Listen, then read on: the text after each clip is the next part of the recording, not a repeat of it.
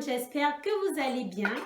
Alors, j'espère que vous avez passé un bon réveillon, que vous avez bien fêté, que vous avez été gâtés de cadeaux, mais aussi beaucoup d'amour et que vous avez bien mangé. Ça, c'est très important. Moi, j'ai passé un très très bon réveillon en famille, simple, mais super bien. Et par contre, comme vous le savez, j'ai un petit estomac, donc fête ou pas fête, je mange très peu. Et parfois, ça me rend un peu malheureuse parce que j'aurais aimé goûter à tout, j'aurais aimé pouvoir manger plus, mais bon, c'est comme ça. Donc, je vous prie de m'excuser parce que il y a ma petite fille qui est là, qui est avec moi toute la journée, comme depuis le début des vacances, parce que la crèche ferme pendant les vacances. Et donc, elle demande beaucoup d'attention. En même temps, elle joue, elle fait un peu de bruit. Donc, voilà, vous allez entendre un peu de bruit. J'espère que je vais pouvoir faire la vidéo sans trop de coupures. Et puis voilà, donc on commence. Alors, mes résolutions de l'année 2020, il n'y en a pas beaucoup. J'ai essayé de ne pas en mettre beaucoup parce que quand on met beaucoup, après on s'y perd. Donc, il y a quelques résolutions dont je tiens absolument à...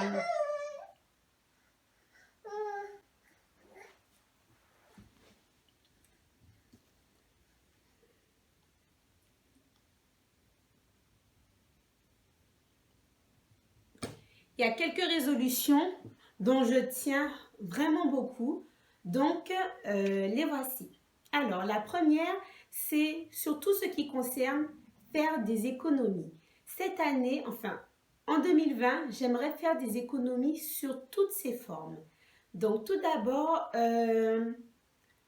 je vais essayer de faire un système de tontine personnelle. Je ne sais pas si vous saviez c'est quoi une tontine. Je vais essayer de vous trouver une définition. Alors, une tontine, c'est le fait de faire des économies, en fait, voilà. Elle peut être collective, c'est-à-dire qu'un groupe de personnes se réunit une fois par mois, par exemple, et chacun mise la même somme. Et chaque mois, il y a une personne qui récolte toutes les mises du groupe. Voilà. Donc moi, je ne vais pas faire de... Je vous mettrai la fiche descriptive qui résume comment faire des économies en fait. C'est une fiche que j'ai trouvée sur les réseaux sociaux, donc ce n'est pas moi qui l'ai faite. Je ne sais pas qui l'a faite, mais je lui en remercie beaucoup. Donc, voilà, il s'agira chaque semaine de mettre une somme dans une tirelire ou une boîte ou une enveloppe chaque semaine et à la fin de l'année, une année comporte 52 semaines, donc faire des économies sur 52 semaines. Donc voilà. Alors, j'aimerais aussi faire des économies en étant encore plus minimaliste. Je ne sais pas si vous connaissez le concept d'être minimaliste, c'est-à-dire d'avoir des choses nécessaires, utiles et importantes oh, je me suis mordue. Au quotidien et de ne pas acheter de choses futiles, d'avoir le moins de choses que possible. Donc ça, je le suis déjà, mais j'aimerais l'être encore plus. Donc voilà, ça va me permettre de faire encore plus d'économies.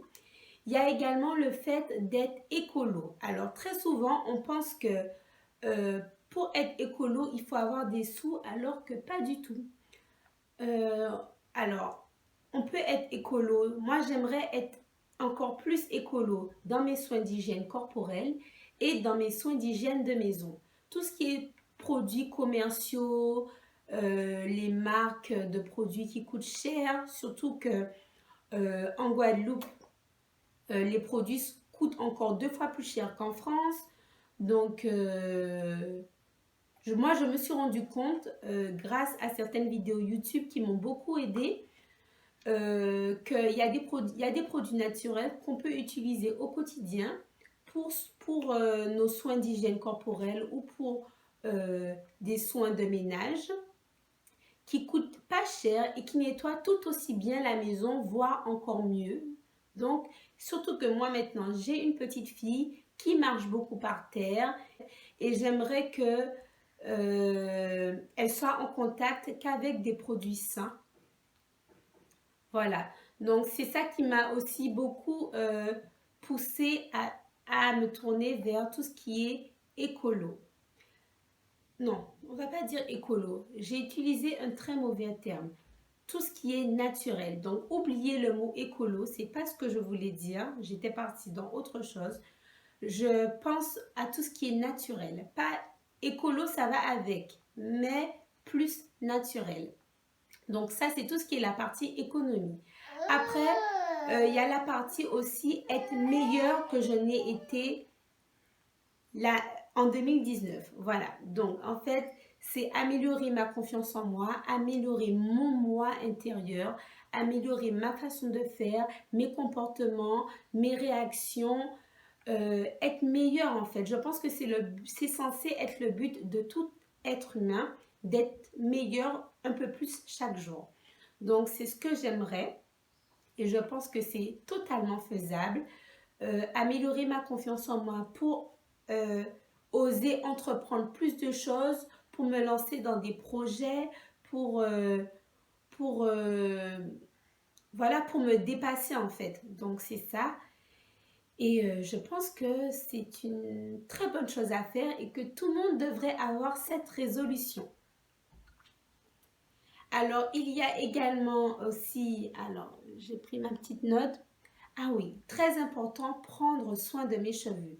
Donc, j'ai toujours pris soin de mes cheveux, mais il y a à peu près 1 an et demi, 2 ans, j'ai eu un très grave problème de santé qui a fragilisé mes cheveux parce que comme vous le savez, le cheveu, je crois que c'est la partie du corps qui imprègne et enregistre à vie tous les événements qui peuvent se passer dans une vie en fait.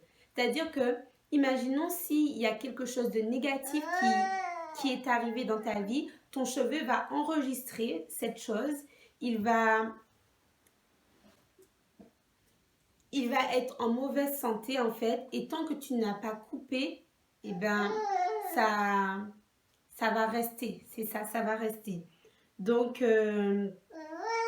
et côté positif, c'est pareil. Si tu es heureux, si tout va bien dans ta vie, que tu as une bonne hygiène, que tu t'hydrates bien, que tu manges bien, ton cheveu, en fait, ça, il va absorber tout ça et il va être en bonne santé. Et bien, tout ce qui est négatif, c'est pareil. Donc, comme je vous ai dit, moi, j'ai été gravement malade. Donc, mon cheveu a enregistré ça. Et depuis, je n'arrive pas à retrouver ma belle chevelure d'avant. Donc, je n'ose pas couper. Je sais, je vous ai dit qu'en fait, il faut couper pour repartir sur de bonnes bases. Mais moi, je n'ose plus couper mes cheveux. Je n'ose plus couper mes cheveux, je le devrais. Peut-être que j'aurai ce déclic en 2020. Si je l'ai, tant mieux. Et si je ne l'ai pas, j'aimerais en tout cas continuer à faire des soins profonds, à être régulière, rigoureuse et boire plus d'eau, manger mieux. Parce que moi, mon problème, ce n'est pas que je mange mal. Parce que je mange bien. Mon problème, c'est que je mange peu, donc j'ai des déficits à certains niveaux. Donc voilà. Donc c'est ça, prendre soin de mes cheveux. Donc, j'ai failli oublier la résolution la plus importante de toutes, être la meilleure maman possible. Une maman parfaite, ça n'existe pas, même si on essaye tous et toutes de l'être. Je parle aussi des papas. Mais en tout cas, j'aimerais être la meilleure possible, donner le meilleur à ma fille, continuer à me battre pour elle, à lui faire découvrir son île, à lui faire découvrir tout l'aspect culinaire, à m'amuser avec elle, à la voir évoluer, à la rendre heureuse en fait. Donc, tu veux? Donc voilà, c'est ça ma dernière résolution. On va finir sur cette belle résolution. Donc comme vous voyez, j'en ai pas beaucoup. Je pense que ça suffit amplement. Je vais essayer de m'y tenir et faire tout mon possible pour être rigoureuse par rapport à ça. J'ai oublié, en fait, j'ai oublié les gars. J'ai oublié.